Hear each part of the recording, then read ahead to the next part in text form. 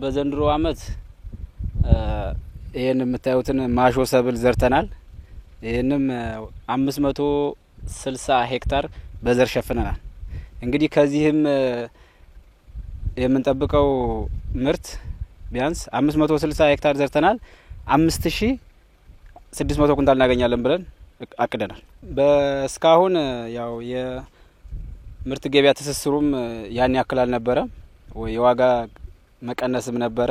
በዘንድሮ አመት ጥሩ ነው ያለው ገበያም ጥሩ ነው። እኛ ዘንድሮ የዘራ ነው ማሾ ነው። አሁን ቀደም ገበያ አልነበረም በመሃል የተለመደው በርግጥ ኢትዮጵያ ውስጥ ሰሊጥና ሌላ ጥራጥሬ ነገሮች ነው። አሁን ግን ማሾ ደግሞ ኤክስፖርት ይደረጋል በከፍተኛ ደረጃ።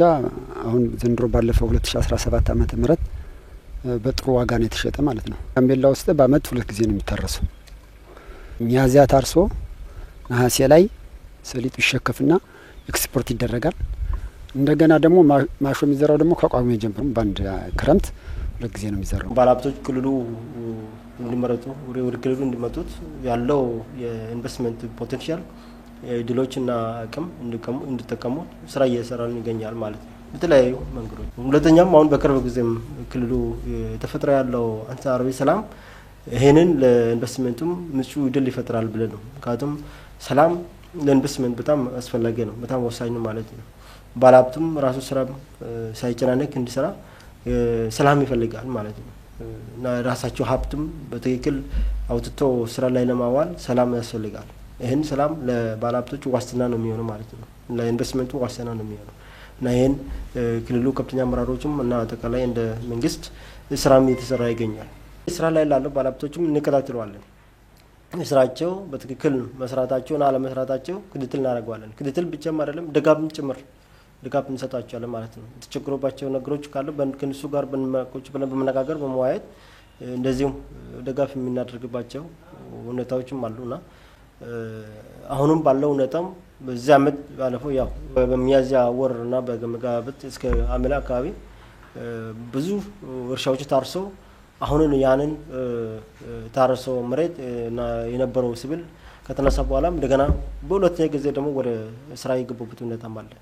በተለይም እስከ 70,000 ሄክታር የሚሆን በአሁኑ ሰዓት በማሾ በሰሊጥም በደጋሚ የተሸፈነበት ሁኔታም ነው የሚገኝ ማለት እና ባለፈው አመት መነሻ ሁኔታም አይተን የነበረው እቅድ ጨምር አድርገን በዚህ አመት ከ360 የሚደርስ ባለሀብቶች አዲስ ፍቃድ ለመስጠት ነው የተዘጋጀን የምንገኝ ማለት ነው። እነዚህ አዲስ ፍቃድ ለመስጠት አንደኛው ያው በእርሻም ዘርፍ ከዚህ ፊት እንደምታውቁ ሁሉ እርሻ ዘርፍም እንደዚሁ እና በማይድን ወይም በኢንዱስትሪ የምንለው ኢንዱስትሪ ማኑፋክቸሪንግ እና ማይኒንግ ጭምር ነው። ከዚህ ደግሞ የአገልግሎት ዘርፍም ሌላኛው ትኩረት የምንሰጠው ዘርፍ ነው። በተለይም ክልሉ እንደምታውቁት ደረጃ የጠበቀው ሆቴሎችም የሉም እና ዘንድሮ በልዩ ሁኔታም ይህን ስራ ለመስራት ነው እዚህ ስራ የምንገኘው። እስካሁን ግን 55 ፍቃድ ለባለሀብቶች ሰጥተዋል ማለት ነው። ውጭ ተፈጻጸሙ ጥሩ ነው ማለት ነው።